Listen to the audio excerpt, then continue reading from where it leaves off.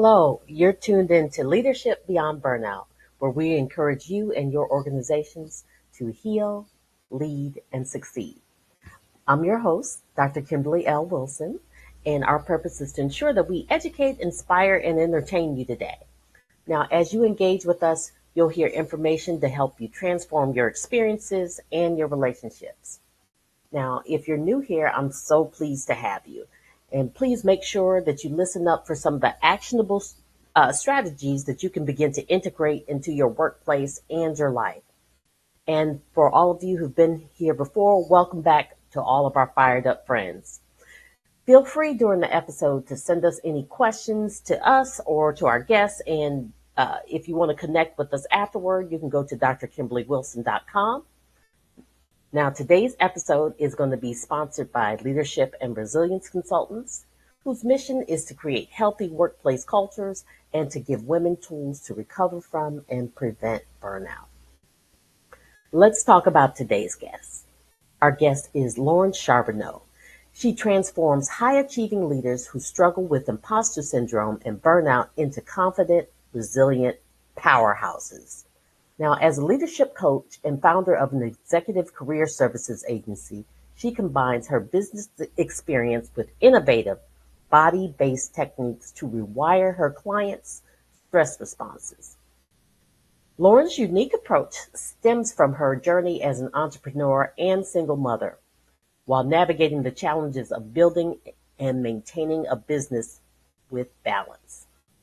She's been a sought after for her no-nonsense advice and transformative techniques. Lauren aims to revolutionize leadership development by bringing mind-body awareness to the boardroom. And without further ado, let's bring on Lauren Charbonneau. Hello, Lauren. Hi, Dr. Kimberly. Great to be here. Thank you for having me. Thank you so much for being here. I'm so excited to be able to share these mind-body awareness techniques that you have for our leaders.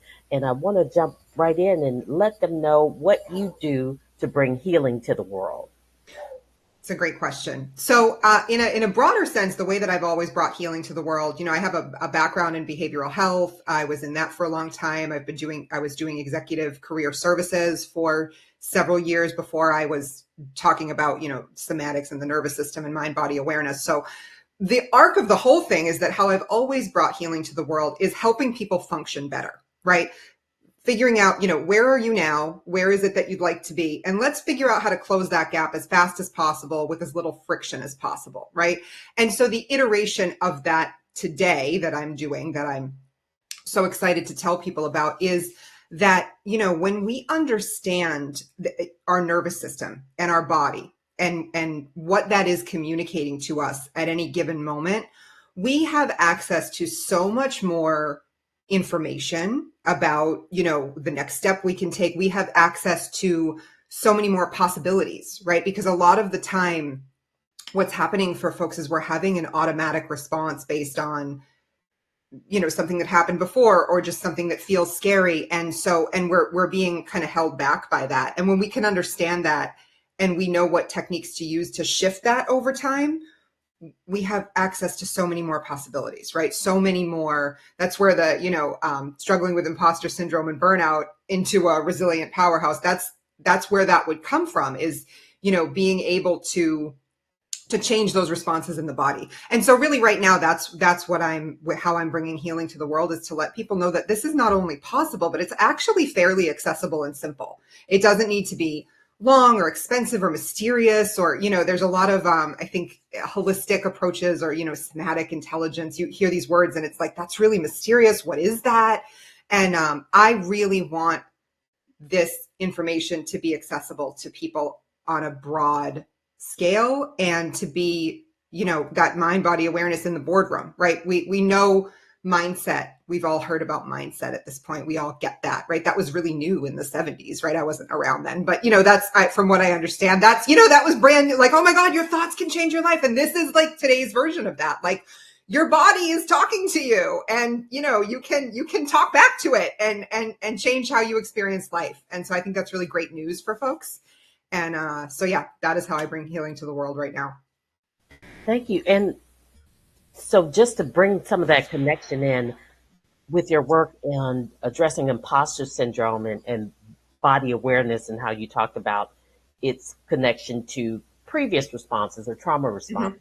what I hear you really saying is that what's going on in our present is a lot of times shaped by the past, and our body is telling us like, hey, this isn't happening right now, but Mhm. you're believing it's happening from your past. Is that close? Absolutely. Yes, yes, that can be the case. And sometimes we are having a response in the present to something that happened in the past. And what's really neat, and what I learned in my own journey to becoming a practitioner, right? I'm trained in a modality called somatic stress release. There's a lot of different modalities out there, but that's my training. And what I discovered is that oftentimes we don't even need to get into what that story is, right? And because I think that's where people get hung up. It's like, oh my God, I've got to go to therapy for like 8 years and we've got to figure out where all this came from. And I mean, therapy is beautiful. And I've been to therapy, and I did therapy for a long time, and I love it. And I think the narrative piece can be so important. But then there's this other piece that's often a lot faster, right? When we just realize like, oh, this feels physically uncomfortable, right? Like I'm in this, let's say that, this right here would have intimidated me a few years ago, right? We're recording, this is going to be visible to other people. And so, there would have been a physical feeling of discomfort, of anxiety, of, maybe a turning in my stomach or a clenching in my throat, right?